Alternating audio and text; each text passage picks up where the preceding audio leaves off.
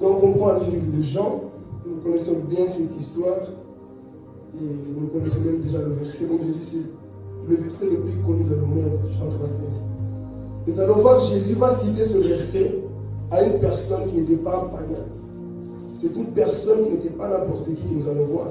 Aujourd'hui, je vais tout doucement pour que nous puissions bien comprendre. Cette personne, ce n'était pas quelqu'un du coin, une personne qui était connue dans toute la nation. Et Jésus va lui parler de ce verset, mais avant ça, nous lisons Jean chapitre 3, donc le thème que je ne vous ai pas donné, c'est Nicodème face à Jésus. Je lis la parole au nom de Jésus. En effet, Dieu a tant aimé le monde qu'il a donné son Fils unique, afin que quiconque croit en lui ne périsse point, mais ait la vie éternelle. Tu m'as dévancé, mais c'est pas grave. C'est Jean chapitre 3, verset 1 d'abord, on va jusqu'au 8, et jusqu'au 14.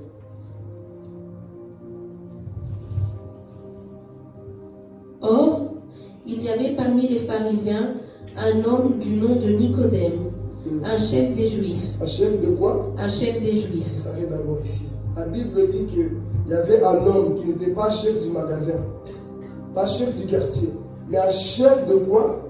Des Juifs. Donc en soi, on voit que cet homme, c'était pas n'importe qui. Bon, je vais revenir, c'était juste pour que vous puissiez entrer dans l'histoire. Continuons. Il vint de nuit trouver Jésus et lui dit: Maître, nous savons que tu es un enseignant envoyé par Dieu, car personne ne peut faire ces signes miraculeux que tu fais si Dieu n'est pas avec lui. Jésus lui répondit: en vérité, je te le dis, à moins de naître de nouveau, personne ne peut voir le royaume de Dieu. Nicodème lui dit: comment un homme peut-il naître quand il est vieux? Peut-il une seconde fois entrer dans le ventre de sa mère et naître? Jésus répondit: en vérité, je te le dis, à moins de naître d'eau et d'esprit, on ne peut entrer dans le royaume de Dieu. Ce qui est né de parents humains est humain, et ce qui est né de l'esprit est esprit. Ne t'étonne pas que je t'ai dit, il faut que vous naissiez de nouveau. Le vent souffle où il veut, et tu n'entends le bruit, mais tu ne sais d'où il vient, ni où il va. C'est aussi le cas de toute personne qui est née d'esprit. Continue jusqu'au 14.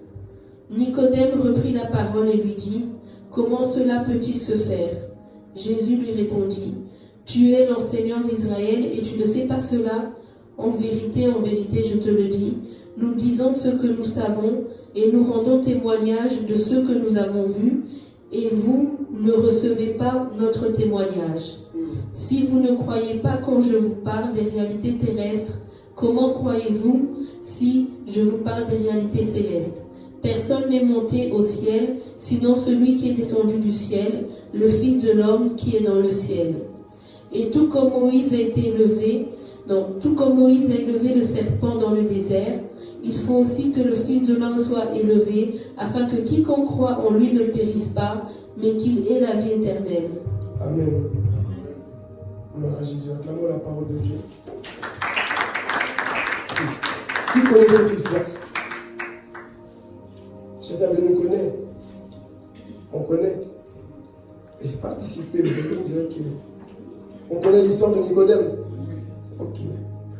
Donc ici, moi j'aime pourquoi? Parce que Nicodème, ce n'était pas un simple pharisien.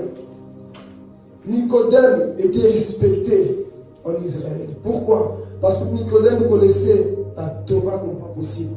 Nicodème, c'était cette personne qui enseignait la parole de Dieu. Nicodème, il avait beaucoup étudié. Aujourd'hui, il est tout doucement dans Dieu. Nicodème, il avait beaucoup étudié. Il connaissait la Torah. Il marchait dans la rue, lorsqu'on le voit, il disait Rabbi. On le respectait, Rabbi. Tout le monde le respectait. Son habit même déjà faisait peur aux gens. Et Nicodème avait aussi des disciples. Il avait beaucoup de personnes autour de lui qui le respectaient, qui le connaissaient aussi. Nicodème, lorsqu'il parlait, les gens devaient écouter. Pourquoi? Parce que la Bible ne dit pas, comme on a vu dimanche, un chef de synagogue, non. Mais un chef des Juifs. Et ce n'était pas l'un des enseignants, mais le plus grand enseignant de quoi? D'Israël. Il connaissait beaucoup de choses. Il connaissait Genèse, Exode, Lévitique, Nombre, Deutéronome, les livres prophétiques. Il connaissait les livres historiques. Il connaissait tout. Il connaissait toutes choses. Mais on voit cet homme, malgré toute sa connaissance qu'il avait là, il manquait quelque chose. Et si je vais parler pour chacun de nous, pour que nous puissions comprendre la vie de l'esprit. C'est déjà l'introduction pour le message qui viendra. Donc par là, on voit que cet homme, il parlait de Dieu, mais il ne connaissait pas son Dieu. Il est possible de parler de Dieu sans le connaître. Il est possible de chanter à l'église sans connaître le Dieu que tu chantes. Il est possible d'être à l'église, de jouer la musique sans connaître le Dieu pour qui tu joues. Il est possible de faire l'œuvre de Dieu sans connaître ce Dieu-là. Parler de Dieu, c'est une chose, mais est-ce que tu connais ce Dieu? Parler de Dieu, c'est bien. Seigneur, moi je parle de toi, mais est-ce que tu connais ce Dieu-là? Nicodème était cette personne. Il parlait de Dieu, mais il lui manquait quelque chose en soi. On voit que Nicodème, malgré toute la connaissance qu'il avait, il ne connaissait pas Dieu. Et ça nous enseigne vraiment. Parce qu'on peut être là, venir à l'église avec la Bible en main et finir en enfer. Pourquoi? Parce qu'on connaît que la Bible. Mais est-ce que cette Bible vit en toi? Ce n'est pas parce que tu portes la Bible en main que tu es sauvé. Ce qui te sauve, c'est quoi? C'est de connaître le Seigneur. Parce que la Bible dit dans Jean chapitre 17, la vie éternelle consiste quoi? À connaître Dieu. Donc la vie éternelle en soi ne commence pas au ciel, mais elle commence ici sur terre. La vie éternelle commence ici en bas. C'est là où tu prends le temps, dans ton intimité, de prendre le temps de connaître le Seigneur. Mais malheureusement, nous sommes dans une génération, on ne veut plus se servir Dieu au lieu de le connaître. Non, tu dois d'abord prendre le temps de connaître Dieu avant de le servir. Mais malheureusement, des fois, nous faisons comme Nicodème, bourré de connaissances, bourré de beaucoup de choses sur Dieu, mais sans connaître le Dieu que tu prêches. On connaît beaucoup, on fait beaucoup de choses pour ce Dieu-là. Mais la question qu'on doit se poser dans notre cœur, est-ce que nous connaissons ce Dieu-là? Le Dieu-là que je chante Alléluia, que je prêche, est-ce que ce Dieu, je le connais réellement? Parce qu'une chose, c'est de connaître la parole, le graphos, le logos. Mais est-ce que tu connais la personne de Jésus-Christ? Parce que pendant tout ce temps-là, Jésus prêchait le royaume des cieux. Jésus parlait, mais il y a aussi de l'autre côté les pharisiens qui pensaient connaître Dieu. Mais en soi, on voit que dans leur langage, ils ne connaissaient pas Dieu. Nicodème n'était pas le seul. Pourquoi? Parce que lorsque Nicodème parle, on voit dans son expression, il utilise « on sait que tu viens de Dieu ». Il n'a pas dit « moi Nicodème, je sais ». Il parle en pluriel. Pourquoi? Parce que ce n'était pas le seul. Donc il faisait beaucoup de choses pour Dieu, mais la tristesse c'est quoi? C'est qu'on voit ces personnes, ils étaient morts spirituellement. Et s'ils mouraient là, ils partaient en enfer. Voyons en nous-mêmes, tout ce que je fais pour Dieu, même si les hommes t'acclament, même si je fais des miracles, même si je parle en langue, même si je fais beaucoup de choses pour Dieu, faire des choses pour Dieu ne te sauve pas. Faire des choses pour le royaume de Dieu ne te sauve pas. Ce qui te sauve, c'est de connaître la personne de Jésus-Christ. L'église aujourd'hui est remplie de beaucoup de personnes qui veulent faire des choses pour Dieu, mais ne veulent pas connaître le Seigneur. Beaucoup de personnes comme ça aujourd'hui. J'ai une belle voix, je vais chanter. Tu connais le Dieu que tu chantes? Je connais la Bible. Connaître est une chose. Mais est-ce que tu connais cette personne qui a écrit cette Bible? Les églises aujourd'hui, c'est comme ça. C'est rempli de beaucoup de personnes comme ça. On veut faire trop de choses. Je vais voyager pour Dieu. Et ce Dieu-là, est-ce qu'il te connaît? Voilà pourquoi Jésus lui-même ouvre la bouche et dit dans Matthieu 7, verset 21, que beaucoup me diront, Seigneur, j'ai chassé des démons. Seigneur, j'ai prophétisé en quoi? En ton nom. Connais le nom de Jésus, c'est une chose. Mais est-ce que ce nom te sauve? J'ai fait beaucoup de signes, Seigneur. J'ai voyagé. Le peuple m'a acclamé. Le peuple peut t'acclamer. Mais si le cri ne t'acclame pas, tu es perdu pour toujours. Même si les hommes de la terre t'acclament, si le Seigneur ne t'acclame pas, tu es perdu pour toujours. Voyons en nous-mêmes tout ce que nous faisons. Même si ça se passe bien, on dit je prêche bien, je chante. Même, il veut parler. Même si la gloire de Dieu descend quand tu chantes, quand tu prêches, ça n'est pas le symbole que tu connais Dieu. Ça ne signifie pas que tu connais Dieu parce que quand tu chantes, et la gloire de Dieu, quand tu fais des choses, non, ça ce n'est pas connaître Dieu. Et malheureusement, beaucoup de personnes s'attachent à ça. Moi je m'attache que Parce que quand je fais, les choses marchent. C'est le type de Nicodème. On fait les choses pour Dieu. Et ce que je n'aime pas chez les pharisiens, c'est que ils avaient cette connaissance. Ils communiquaient la connaissance qu'ils avaient. Mais il manquait une chose. Pourquoi? Parce que pour bien servir le Seigneur, comme je disais à une personne un jour, pour bien servir le Seigneur, note ces deux choses. Tu dois avoir la parole de Dieu, écris-le. Tu dois avoir la parole de Dieu ancrée en toi, tu dois la connaître. Une chose, je vous laisse le temps d'écrire.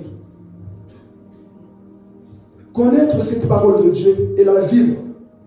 Et la deuxième chose, c'est d'avoir l'onction. Sans ces deux choses, ça ne va pas. Pourquoi? Parce que le pharisien, il communiquait la pensée qu'il connaissait. Donc c'est-à-dire que si tu fais qu'enseigner la lettre comme ces lois-là, tu deviens un formaliste. Tu formes les gens, mais ils n'ont pas de vie en eux. Les pharisiens, ils étaient enseignés par qui? Nicodème. Mais est-ce qu'ils avaient la vie? Ils n'avaient pas la vie. Donc si tu as que le logos, la lettre, sans l'onction, quelque chose ne va pas bien. Donc ne t'attache pas qu'à l'onction, attache-toi aussi à la parole. Parce que si tu as aussi que l'onction sans la parole de Dieu, tu deviens quoi? Un idolâtre. La puissance, l'onction, les visions. Si tu n'as pas la parole de Dieu, tu deviens idolâtre de la puissance. Donc ces deux choses vont ensemble. Il faut la parole, il faut quoi? L'onction. Ensemble, tu deviens une personne qui est efficace, que Dieu a établie. S'il n'y a pas ça, nous sommes comme le docteur Nicodème, qui connaissait la loi comme personne en Israël. Mais on voit que cette personne, il manque, il y avait un vide. Comme le Billy Graham disait un jour, dans le cœur de l'homme, il y a un vide que seul Jésus-Christ peut remplir. Et Nicodème était cette personne. Bien qu'il faisait tout, mais à sa surprise, il se rend compte que non, cet homme il fait des choses. Mais moi je me vois, je connais la Bible, je fais le service pour Dieu. Mais je me rends compte que dans ma vie rien ne va. Je me rends compte que dans ma vie rien ne va. Oui, je connais la Bible, j'ai la Bible en moi, mais il y a un vide en moi. Je fais des choses pour le Seigneur, je vois, j'ai tout. Mais en moi, il y a un vide.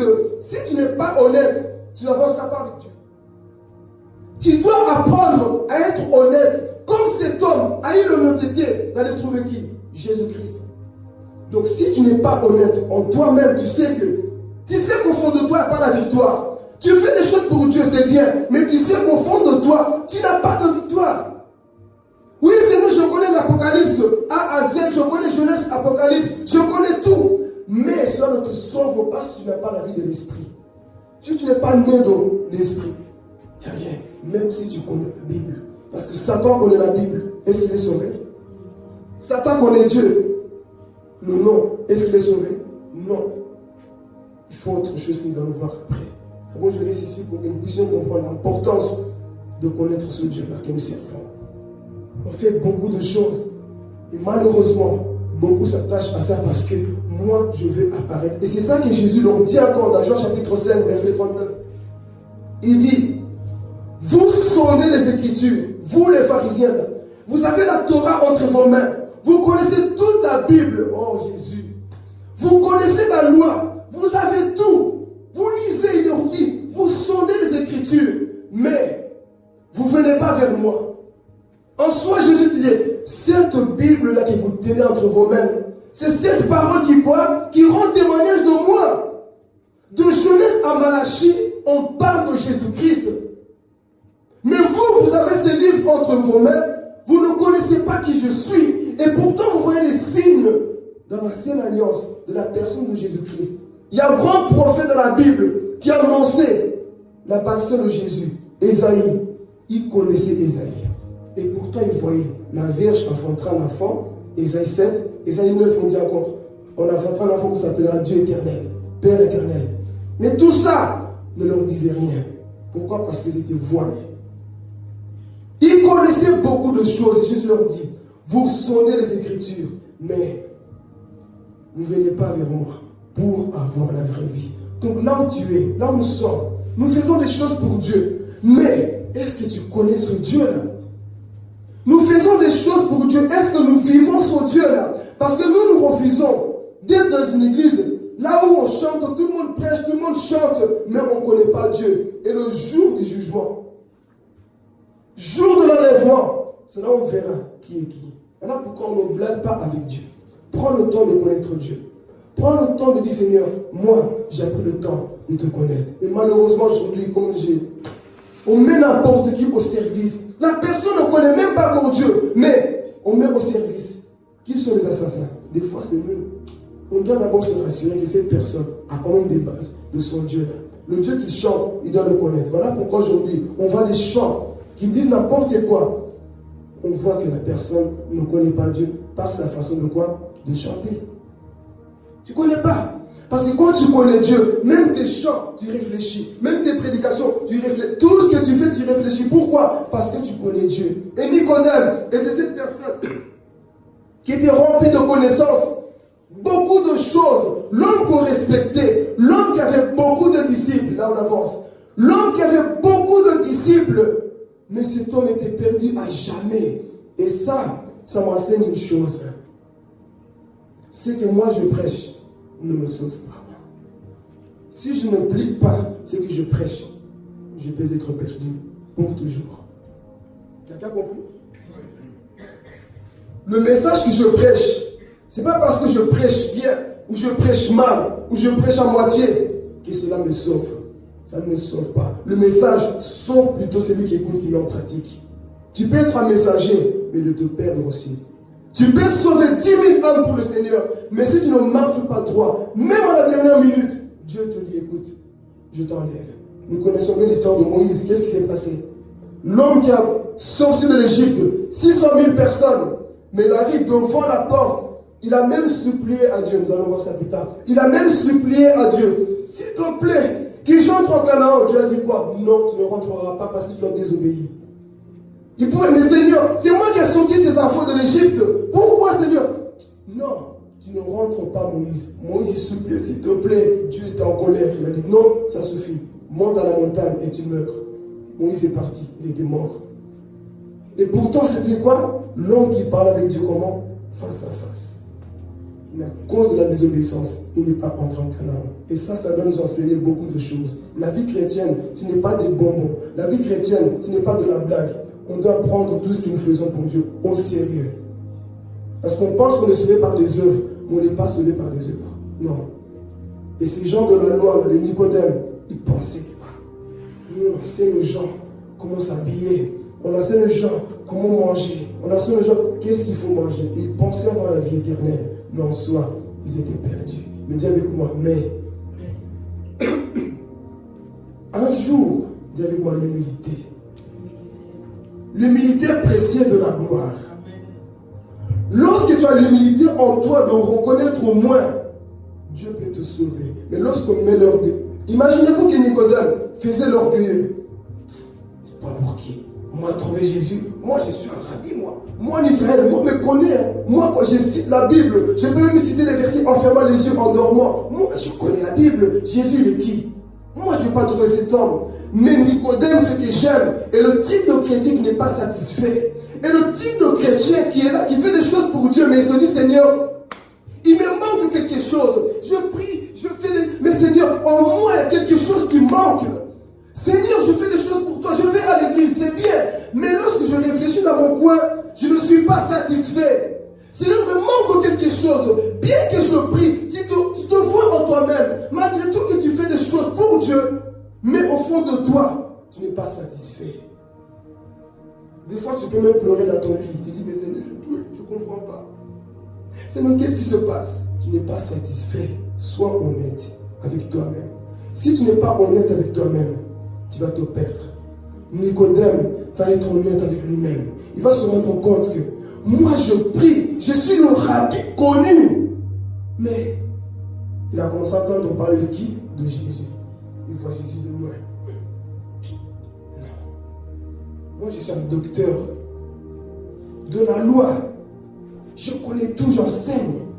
Je prêche à l'église. Je fais beaucoup de choses pour les malades. Je visite même les gens. Mais il me manque quelque chose. Quand je vois la vie de Jésus et ma vie, il y a un décalage. C'est pour nous dire une chose. dans la vie, des fois, Dieu mettra des gens devant toi qui vont te donner soif de le chercher plus. Est-ce que quelqu'un a compris?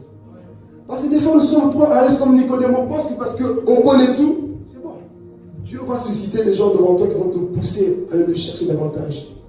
Tu aimes trop négliger peut-être le chant. Ah, je ne chante pas. Dieu va susciter quelqu'un qui chante dans une voix comme pas possible. Et lorsqu'il chante, la gloire de Dieu descend. Ça va te pousser à chercher Dieu. Tu négliges les messages quand on doit prêcher. Des fois, on peut dire, le samedi, c'est le jour qu'il faut préparer le message. Ah, comme d'habitude, bon, je vais prendre Matthieu 5 et puis 2, puis c'est bon, je vais parler de toute façon. Papa Dieu va dire c'est bien, frère Philippe va dire c'est bien. Quand tu le fais comme ça, Dieu dit, je vois ta motivation, mais je vais susciter quelqu'un qui va parler, il va t'enseigner comment faire avec moi. Et le jour que tu verras une personne qui fait ce que toi tu devrais faire, ça va te toucher. Et ça va te pousser à chercher qui? Dieu. Parce que là, tu vas te dire, hé, Seigneur, moi aussi je suis un docteur de la loi, mais un Jésus qui fait mieux que moi, là. Je dois te chercher. Et c'est là où beaucoup vous dites, jeûner une semaine. Je dois encore chercher Dieu. Parce que moi, je pensais arriver, mais une personne qui décortique la Bible mieux que moi, ça va te pousser à chercher Dieu. Un jour, je t'avais le regard d'un frère qui parlait. Il citait la Bible, il dit, ça va, hein? Moi, je dis, je connais des versets bibliques, mais c'est bien. Mais le frère, il te sort des versets. En moi, ça m'a brisé. Il dit, Seigneur, non. C'est même pas par concurrence, mais ça te pousse encore à chercher Dieu. Pas pousser, parce que des fois, beaucoup comprennent mal. Comme le frère, il fait comme ça, moi aussi, Dieu rentre en retraite. Je vais faire mieux que lui pour qu'il voie. Non, ça, c'est laisse tomber. Dieu te dit, quitte là. Mais quand tu fais pour but de t'améliorer toi-même avec ton Dieu, Dieu te dit, là, tu as compris. Des fois, Dieu nous enseigne par des personnes qui sont à côté de nous. Alors, ce frère, il a parlé. Il citait la Bible, Genèse, Apocalypse, Malachie. Il va là-bas, il sort une seule histoire. Mais comment il fait ce type-là? Il connaît la Bible dès. Donc, nous, des fois, on dit, on va méditer. Une heure seulement, et puis il se met, et puis tu dors. Tu as même oublié ce que tu as médité. Comment veux-tu sortir puissant lorsque tu prêches? Jamais. Nicodème, il se dit, moi, je fais des choses pour Dieu, mais je ne connais pas ce Dieu-là. Alors, rappelez-vous que les pharisiens ne pouvaient pas voir Jésus la journée. Pourquoi? Parce qu'on leur disait, vous là, si vous partez trouver Jésus, on va vous exclure, on va vous rejeter du clan. Vous avez compris? Personne ne peut aller voir Jésus. On reste entre nous là. Mais des fois, tu dois te révolter. Nicodème m'a dit non, en moi il y a quelque chose. Toi tu me bloques, là tu me bloques, mais c'est là il y a ma solution. Des fois il dit, écoute, désolé, je vais écouter cet homme. Non, on ne va pas le trouver. Il dit n'importe quoi. Ok, je veux moi l'écouter pour voir qu'est-ce qu'il dit. Nicodème a dit à ses potes, je m'en vais. Tu vas où Nicodème? Non, viens, je vais au marché. La Bible dit, Nicodème, il est parti trouver Jésus quand? La nuit. Pourquoi la nuit? Dis-moi pourquoi. Parce que Jésus, quand c'était la nuit, la majorité des pharisiens n'étaient pas là, ils dormaient. Mais Nicodème va la nuit, comme ça personne n'allait le remarquer. Pourquoi? Rappelez-vous que Nicodème, c'était quelqu'un de puissant, de respecté. Si on le voyait, allez, rabis-toi avec Jésus. Tu te rabaisses comme ça devant un petit Jésus comme ça, toi qui connais plus que lui la Torah. Si tu vas trouver Jésus, on va te lapider, on va te rejeter. Mais il était sage. Il va la nuit. Il vient. Et c'est là que le discours commence. Ici, on va dire beaucoup de choses. Nicodème voit Jésus. Il dit, Maître. Écoutez son expression. Maître, nous savons, comme je l'avais dit, pluriel, nous savons que tu es quoi? Un docteur envoyé par Dieu. Il a reconnu que Jésus, là que vous dites qu'il guérit les gens par Belzébul, c'est l'envoyé de Dieu. Vous dites que lui, il guérit les gens par la puissance du diable. Lui, il va dire. Donc tout ce qu'on m'a enseigné par rapport à cet homme, c'est faux. Voilà pourquoi. Quand on vous raconte des choses sur la vie des gens, vous-même allez-y des fois sur le terrain pour voir ce qui sort dans leur bouche. Parce que les ondits, des fois, ont détruit beaucoup d'amitié. Les ondits ont détruit la vie de beaucoup de personnes. Voilà pourquoi je veux dire deux démons qui détruisent les églises. On m'a dit, j'ai entendu. Et tu bats tes oreilles sur ça, tu détruis. Mais Nicodème a dit non, moi je vais écouter cet homme. Rabbi, nous savons que tu es un enseignant. envoyé par Dieu. Il rajoute. Pourquoi? Parce que les signes que tu fais là, personne ne peut faire ce que tu fais si Dieu n'est pas avec lui. La reconnaissance et l'humilité. Il n'a pas dit, bon, je vais faire comme moi, les orgueilleux là. Je dis, bon, Jésus s'en fout. Il fait des choses avec la puissance du diable. Il ne vient pas le voir. Il a dit, moi, je me déplace. Rabbi, moi, je reconnais qui tu es. Et suivez très bien l'histoire parce que c'est très beau à la fin. Alors, on voit, il reconnaît qui était Jésus. Pourquoi? Parce qu'il dit, on sait très bien, parce qu'en soi, au milieu d'eux, ils étaient beaucoup à croire en Jésus, mais à cause de la peur des autorités, ils n'allaient pas vers Jésus. Mais l'homme courageux s'en fout de la persécution, il va vers Jésus.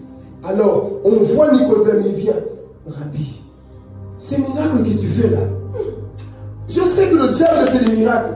Je sais que les démons ils font des choses. Mais toi, tu es différent. Dis-moi pourquoi. Parce que Jésus, lorsqu'il faisait des choses, en lui on voyait l'amour. En lui on voyait l'amour. Satan peut faire des signes et des miracles, mais tu vas constater c'est juste pour la gloire. Il peut faire des choses, c'est juste pour des spectacles. Mais Jésus, lorsqu'il fait, c'est avec amour. Et son pharisien, depuis longtemps, il voyait qui? Jésus. Rabbi, ce que tu fais, non. Dieu est avec toi. Batikayo, Dieu est vraiment avec toi. Au ton combat, annoncer la grâce de Dieu est sur ta vie. Parce que le signe que tu fais là, non. Il n'y a que Dieu qui peut faire ça dans la vie d'un homme. Pourquoi? Parce que toi, tu es capable de rentrer chez les gens qui sont pécheurs, qui ne les jugent pas. Toi, tu es capable même de manger avec les prostituées. Toi, tu ouvres les yeux des aveugles et tu restes encore avec eux. Toi, tu peux te déplacer pour une seule personne qui est perdue. Et tu vas chercher cette personne. Toi, tu es capable d'aller relever la femme qui avait péché. Et rappelez-vous ce docteur de la loi. Combien de gens il avait fait tuer? Nous, on voit que tout ce que tu fais, c'est que vraiment Dieu est avec toi. C'est impossible de faire tout ce que tu fais et rester comme ça. C'est impossible. Pourquoi? Parce que toi, malgré tout ça, tu restes toujours fidèle. Nous, on te persécute, on te traite, on te juge, mais toi, tu ne nous as jamais jugé. Au contraire, tu nous aimes encore. L'amour touche les gens, l'amour change les gens. Lorsque Nicodème a vu l'amour de Jésus, il a dit non, cet homme, on a beau le combattre, mais l'amour est plus fort que la haine. Il a vu que l'amour, là, on ne peut rien faire contre cette personne. Alors ils ont tout fait. Nicodème a vu que cet homme a une puissance en lui. Laissez les gens des fois vous combattre, dire n'importe quoi sur vous. Si vous savez que Dieu marche avec vous, faites ceci. Un jour, ils vont reconnaître la grâce de Dieu. Comme Nicodème. Et vient la nuit, il commence à lui parler. Rabbi, moi je sais que tu es de Dieu. Mais comment tu fais Jésus? Dis avec moi, Jésus entre en jeu. Jésus entre en jeu. Bon. Jésus dans son cœur était touché. Vous savez pourquoi? L'humilité de Nicodème. Maintenant, docteur vs docteur. Deux docteurs en face. Qui gagne? Jésus n'a jamais perdu un combat. Il est là. Jésus lui enseigne. Fils, personne ne peut faire ce que je fais s'il n'est pas né d'homme et d'esprit. Tu dois naître de nouveau pour faire ce que moi je fais. Jésus va m'enseigner. Toi qui es docteur, et pourtant, viens tout doucement. Toi qui es docteur, tu ne sais pas que ces choses que je fais sont déjà écrites dans la Bible. Ce que moi je fais, ça ne doit pas t'étonner. Parce que les prophètes ont prophétisé à mon sujet. Pourquoi tu t'étonnes? Et il dit, ce que je fais, tu dois naître de nouveau aussi. Alors, lui, il a dans sa tête. Bon, une fois quand je méditais ça, il dit, j'ai réfléchi des fois, je me mets toujours à leur place à l'époque. Quand Nicodème dit, mais Jésus dit, tu dois naître de nouveau. Mais lui dit, mais comment ça? Moi, je suis déjà vieux, cocobar, la barbe, là, il me dit, le gars, il me dit, je dois naître de nouveau. Imagine-toi, toi, sans connaître qu'il faut naître de nouveau. Jésus te dit, tu dois naître de nouveau. Tu vas penser quoi? Quelle naissance? Je dois répondre parce qu'on sait qu'il y a la nouvelle naissance. Mais lui, le pauvre, Jésus, il y a une nouvelle naissance. Jésus va lui parler. Oh, mais toi, tu es docteur, donc on revient. Tu es le docteur. Dans tout Israël, tu ne connais pas ces choses. Jésus me tape un peu dans le gogo là. Viens ici. Tu ne connais pas ces choses. Je me suis dit quand j'ai médité, pourquoi Jésus pose la question à cet homme s'il ne connaît pas? Si Jésus lui a dit, tu ne connais pas ces choses, c'est parce que ces choses étaient écrites. J'ai dû vérifier dans la Bible. Ézéchiel 36, 26. il nous parle du baptême. C'était déjà écrit depuis longtemps, pas dans le Nouveau Testament, mais dans l'Ancien. On parle que Dieu nous lavera quoi? Le cœur. Il mettra en nous quoi? Un esprit nouveau. Donc tout ça c'était déjà le baptême, mais Nicodème, tellement aveuglé, il ne connaissait pas. Il dit, je mettrai en vous un cœur nouveau. C'est ça la nouvelle naissance. Un cœur nouveau, pas un cœur incrédule, pas un cœur qui doute, mais Dieu te lave totalement. Et même dans Jérémie, Dieu parle aussi de la nouvelle naissance. Mais Nicodème, en soi, on voit qu'il ne connaissait pas tout ça. Mais Jésus, comment ça marche d'être de nouveau? Parce qu'il ne prenait pas le temps de le connaître. Dans sa profondeur, il était là. Et Jésus est en train de l'enseigner. Voilà, tu dois naître de nouveau. Parce que ce que moi je fais là, c'est déjà écrit. Ça ne doit pas t'étonner. Amen. Alors on voit Nicodème étonné là. Donc l'important de la vie de l'esprit. Et c'est là où Jésus rajoute. Si quelqu'un n'est pas né de l'esprit, il ne verra pas quoi? Le royaume de Dieu. Donc en soi, j'ai réfléchi. Si Jésus avait dit ça, c'est-à-dire que Nicodème, s'il mourait à l'instant, il partait en enfer. Beaucoup de chrétiens sont dans les églises, font des choses sans connaître Dieu. S'ils meurent, ils partent en enfer. Parce que Jésus avait dit à Nicodème, si tu n'es pas né d'eau et d'esprit, tu ne peux pas voir le royaume des cieux. Donc en soi, tu partiras en enfer. Parce que tu n'as pas reçu cette nouvelle naissance. Tu as toujours été la vieille personne du passé. C'est ça que le travail de l'évangile fait. Il te change. La religion te met une belle surface. À l'intérieur, tu es toujours la même personne. Mais la relation avec Dieu, il transforme ton intérieur et ton apparence. On ne te reconnaît plus. Le langage, c'est l'amour. Amen. Alors on voit Nicodème étonné. Et Jésus maintenant, il parle des choses de l'esprit. Lui, il dit là, c'est ça qui me manquait. Tu vois, si tu nais de nouveau, tu es comme le vent. On ne peut pas te comprendre. Et c'est là où j'ai compris qu'un prédicateur, un enfant de Dieu qui est animé par l'Esprit de Dieu, on ne peut pas l'arrêter. On ne peut pas le connaître. Pourquoi? Parce que eux, leur personne de la loi, ils ne faisaient rien de bon. Ils ne faisaient que parler. Mais regardez une personne qui était enseignée par le Saint-Esprit, qu'on appelle Étienne. Étienne, la Bible dit qu'Étienne, ce n'était pas un pasteur, ce n'était pas un prophète, ce n'était pas un évangéliste. Non.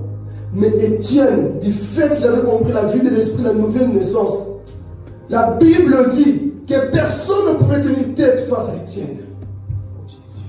L'homme a prêché Genèse, Apocalypse devant les docteurs de la loi. Pourquoi? Parce qu'il avait compris la vie de l'esprit. Il pouvait prêcher. Il a pris Genèse 15. Il part par là. Il enseigne. Vos pères, mes pères, ils ont fait ceci. Il commence à parler dans Actes chapitre 7. Lisez ça. Vous voyez Étienne enseigner la Bible comme si, on ne sait pas ce qu'il avait mangé. Il avait une telle connaissance de la parole de Dieu et il vivait la parole de Dieu que même quand il avait fini, la Bible dit que lorsqu'ils ont regardé son visage, il était comme un ange. Étienne, il parlait de la parole de Dieu. On ne pouvait pas l'arrêter. La Bible dit que les docteurs étaient là. On voulait le bloquer. Il avait toujours des réponses à tout. Pourquoi? Parce qu'il était enseigné par qui? Par Jésus-Christ. Il était enseigné par qui? Par la vie de l'esprit. Et Jésus a fait comprendre ces choses à Nicodème. Tu vois, lorsque tu es animé par l'esprit, tu n'es plus semblable à l'homme qui marche par la chair. Même lorsque tu parles, on voit qu'en toi, il y a une vie. Il y a des personnes. Tu l'écoutes parler, mais tu sens qu'il n'y a pas de vie en lui.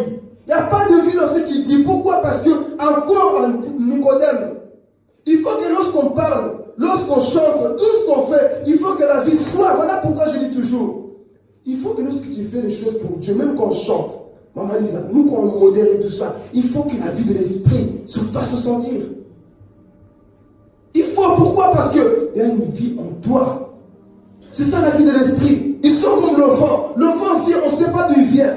On ne sait pas où il va. Pourquoi? Parce qu'il est contrôlé que par Dieu. On ne peut pas te comprendre. Les gens peuvent te blesser, ils vont comprendre.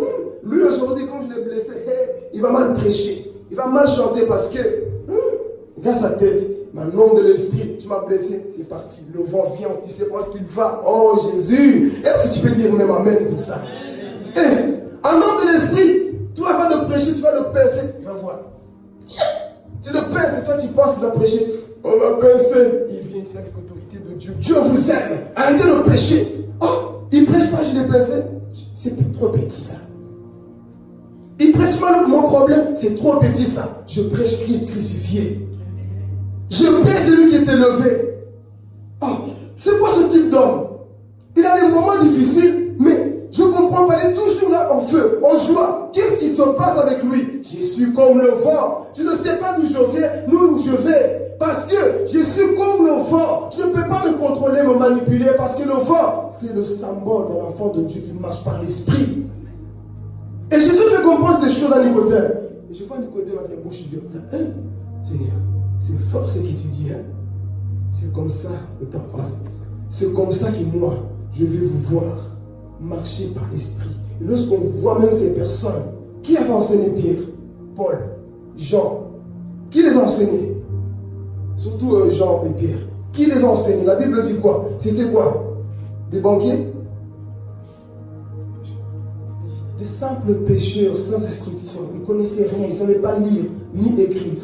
Mais la Bible dit, oh Jésus, quand le baptême est venu, quand ils ont compris ce que Jésus est en train de dire à Nicodème, écoute gars, moi je n'ai ni or ni argent, mais reçois au nom de Jésus, lève-toi et marche. Pierre avait compris là, mon maître a déposé quelque chose en moi que les Nicodèmes là n'ont pas. Et ils vont te citer la loi. Quand tu pêches, on va te lapider. Quand tu fais ceci, tu dois laver les mains. Vous avez que ça, vous bourrez la tête des gens, vous les formez, on devient des formalistes. Mais il n'y a pas de vie. Une personne qui est en train de demander de l'argent, donne-moi l'argent. Réponds-toi d'abord. Non, moi je vais d'abord mes pieds. Et puis je vais aller travailler. Et puis je vais à l'église. Mais je n'ai pas de pieds. Comment est-ce que je vais faire les choses? Alors je n'ai rien. Au nom de Jésus, reçois ta guérison, lève-toi et marche. Parce que le Maître Jésus les avait déposé ça en eux. Ils avaient ça en eux. Voilà pourquoi je dis l'onction, la parole. Et on voit qu'il n'y a pas que le côté puissance. Il se tient le jour de la Pentecôte. Il parle. Lui qui ne savait pas lire, ni écrire, ni rien du tout, il commence à prêcher. Écoute, avec Dieu, même si tu ne sais rien, l'onction va t'aider à faire beaucoup de choses. L'homme qui ne savait rien se tient devant la foule. Il commence à prêcher. Combien on dit Amen? 3000. Cet homme a prêché. Je me suis vu en boîte de nuit. J'ai vu mon péché pendant qu'il parlait. Dieu, moi je m'abandonne. Mais pendant que les Nicodèmes parlent, ils sont là. Je ne change pas. Mais l'homme, je vais parler ici. Ça me fait l'homme. L'homme spirituel, lorsqu'il te parle, un homme spirituel, lorsqu'il te parle, c'est comme s'il te pointait vraiment le doigt à ton péché. Tu es obligé de changer. Parce que l'homme spirituel est dirigé par l'esprit, par Dieu lui-même. Voilà pourquoi Jésus a dit à Nicodème, l'homme spirituel est comme le vent. Lorsqu'il vient, il détecte ton problème. Il te prêche ce que tu dois changer. C'est ça les hommes spirituels. Et Pierre était là en train de parler.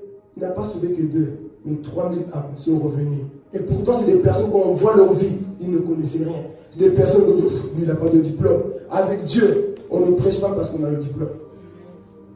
Parce qu'aujourd'hui, il y a beaucoup de pasteurs. Pour prêcher, montre-moi d'abord le diplôme. Quel diplôme?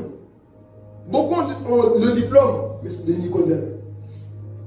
Ah, pour monter ici, pour prêcher, il faut d'abord le diplôme. Tu as étudié la théologie, la thécologie, la tocon, bêtise. Et puis, on ne donne pas de vie.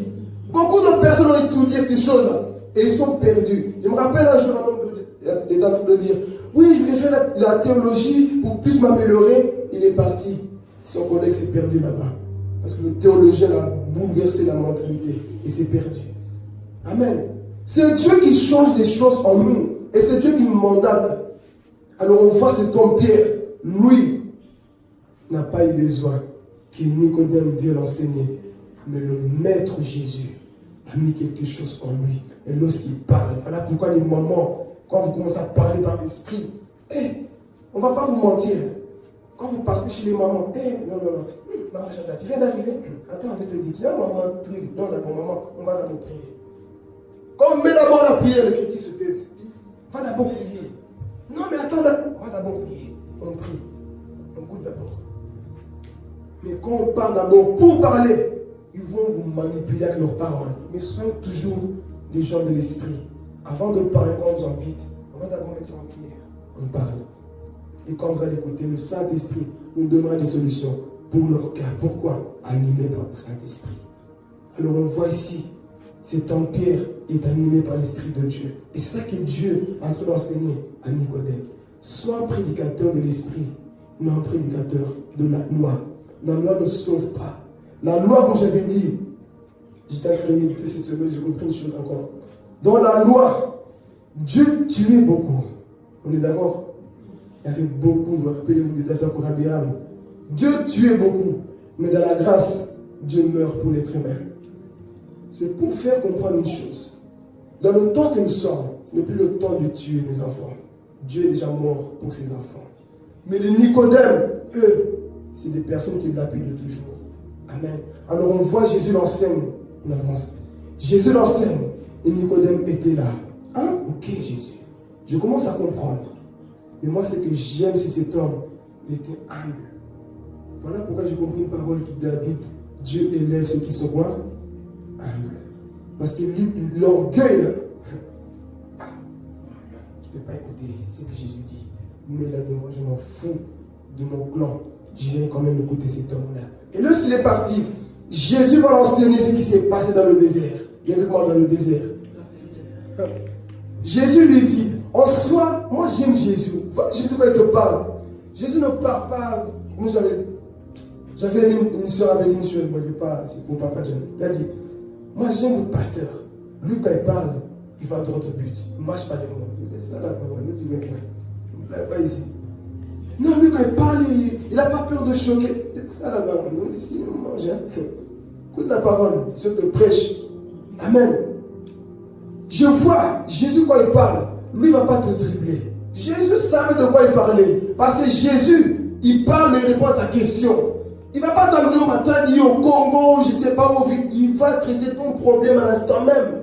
Et pendant qu'il est en train de parler à Nicodème, il va le rappeler. Sûrement alors tu as connu cette histoire. Bon, il va lui dire, écoutez, de la même manière, donc, dans verset 14, Moïse a levé le serpent dans le désert. Il faut que c'est lui qui te parle ici. Nicodème commence à comprendre. Donc toi, tu es ce serpent annoncé depuis longtemps. Nicodème est en train de réfléchir. Peut-être qu'il y avait des larmes qui sortaient de lui. Il regarde Jésus, non. Lui, il dit que de la même manière que Moïse a élevé ce serpent-là, il dit que lui aussi, il faut qu'il soit élevé. L'histoire de trouver dans Nombre 21. Jésus reprend cette parole-là.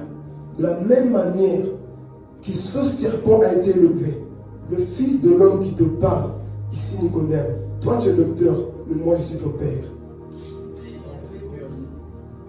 Toi, tu es un docteur, et encore tu es limité, mais moi, je suis ton créateur. Moïse, lui, il a élevé quoi? Ce serpent-là, moi Jésus-Christ, bientôt, je serai aussi élevé. Et dans le verset que nous connaissons, qu'Aurélie nous avait déjà dévancé, Jean 3,16, que nous connaissons très bien. Ce verset, si le chrétien ne connaît pas, c'est que non, un souci. Jésus, plus tard, lui descend. Parce que quand on parle de Jean 3,16, c'était Jésus qui parle à Nicodème. Et c'est là où Nicodème va entendre cette parole. Et il lui dit, car Dieu a tant aimé le monde. Nicodème était là. Ah. Donc Dieu a aimé le monde. Oui, il a aimé le monde. Il a fait quoi? Il a envoyé son fils. Et son fils, c'est qui? C'est moi. Est-ce que Jésus a fait des débats avec Nicodème? Combien de chrétiens aujourd'hui font des débats? Non, la Bible n'est pas biblique. On fait des débats pour rien. Mais Jésus, pour ramener un docteur, qui croit que Nicodème s'est converti? Croyez, je vais le démontrer. Je vais très doucement. Papa Dieu nous a dit, je partais déjà. Donc on voit par là que Nicodème, il commence à ouvrir son cœur à Jésus. Mais Jésus n'a pas fait de débat. Parce qu'aujourd'hui, beaucoup de chrétiens veulent trop débattre. Oui, il faut que tu fasses ça, il faut que tu crois aussi. Si la personne, les débats n'aiment pas, tu vas faire des débats, tu vas sortir vaincu. Même si tu as raison, il ne faut pas te croire. Ça ne sert à rien. Mais Jésus avait compris, je vais lui dire la vérité. Avec des paroles là qui vont le bouleverser. Jésus commence à lui parler. Et Nicodème a pleuré. Le masque de la religion est tombé. Peut-être qu'il s'est mis à genoux. Il a commencé à adorer. il a reconnu que Jésus-Christ était qui? Dieu. Il a accepté le salut. Et Nicodème, depuis ce jour-là, il est devenu qui? Le disciple secret de Jésus-Christ. Depuis ce jour, Nicodème a commencé à croire en Jésus. Il affichait peut-être pas sa foi en public, mais il croyait. Démonstration, Jean chapitre 19, verset 38 à 39. Qui va chercher le corps de son Créateur? Oh Seigneur, écoutez qui va chercher le... Tu peux le lire. Regardez qui va chercher le corps de son Créateur. Ah Seigneur, moi j'aime la Bible. La Bible répond à la Bible. Alléluia. Jean chapitre 19, 38 à 39. Regardez. Qui va chercher le corps de Jésus? Ce n'est pas Marie. Même pas les disciples là qui marchaient toujours avec eux. Ils ont tous fui. Peur. Ils ont tous abandonné leur maître. Mais un homme là qui va aller chercher le corps de Jésus. 38 à 39, le repas de Jésus à Arimathée.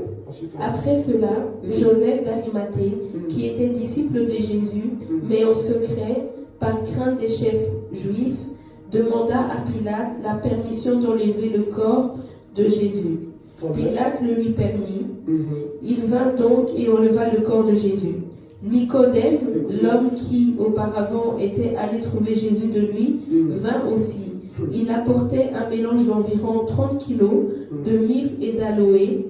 Ils prirent donc le corps de Jésus et l'enveloppèrent de bandelettes avec des aromates, comme c'est coutume d'ensevelir chez les Juifs. Amen. Reproche de la partie non pas de Nicodème.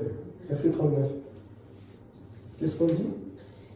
Nicodème, l'homme qui auparavant était allé trouver Jésus de lui, vint aussi. Ils apportèrent un mélange d'environ 30 kilos de myrrhe et d'aloe. Tu peux t'arrêter là. Donc on voit, dans Jean chapitre 3, Nicodème n'est pas retourné à la maison avec le même problème. Il avait accepté Jésus. C'est pas beau cette histoire. Voyez comment Jésus a ramené cet homme-là, sans faire des débats, sans faire un signe, mais par la parole, il a ramené cette personne. Nicodème, il doutait peut-être au début, mais quand Jésus a commencé à lui parler, Nicodème écoutait, il a accepté Jésus. Et le jour que Jésus est mort, il a dit, c'est mon Dieu, c'est mon Créateur. Il est le Dieu qui devait venir sauver l'humanité. Je ne vais pas le laisser pourrir à la croix. Moi aussi, j'irai avec Joseph d'Arimathée. Je vais prendre le corps de Jésus parce que cet homme, il m'a sauvé. Moi qui étais dans la connaissance religieuse, j'étais perdu. Mais un jour, Jésus est parti la nuit. Il ne m'a pas rejeté. Je vais parler. Il ne m'a pas rejeté. Il n'a pas dit, écoute, viens demain, je réponds au téléphone demain. Une âme est en train de crier. Jésus n'a pas fermé la porte. Résultat, l'homme s'est converti. Quand tu as de l'amour pour Dieu, ne rejette pas les âmes qui viennent à toi. Tu ne sais pas le problème qu'ils ont. Nicodème cherchait le salut. Il n'était pas comme tout le monde là. Parce que beaucoup aussi sont venus de nuit. Mais eux, ils étaient venus pour faire quoi? Arrêter Jésus. Mais lui, il est venu pour chercher Jésus, pour son cœur.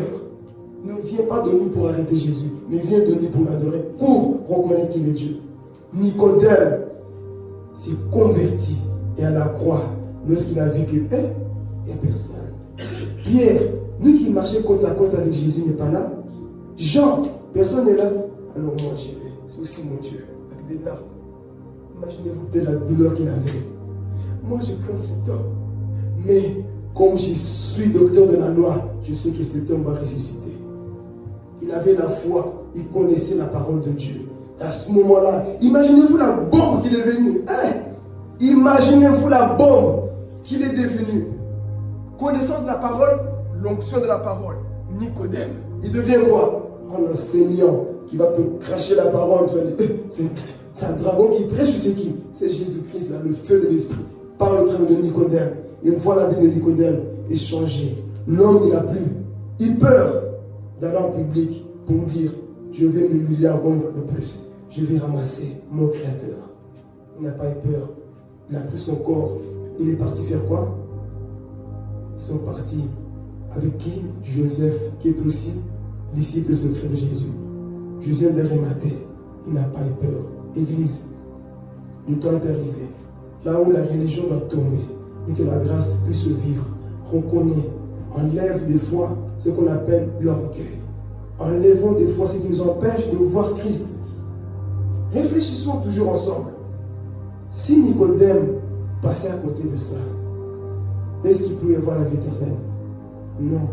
Bien qu'il était bourré de connaissances. Voilà pourquoi aujourd'hui, je ne suis pas séduit parce que la connaissance, les miracles, tout ça, c'est bien ces choses. Mais est-ce que tu connais vraiment ce Dieu-là que tu es en train de chanter là?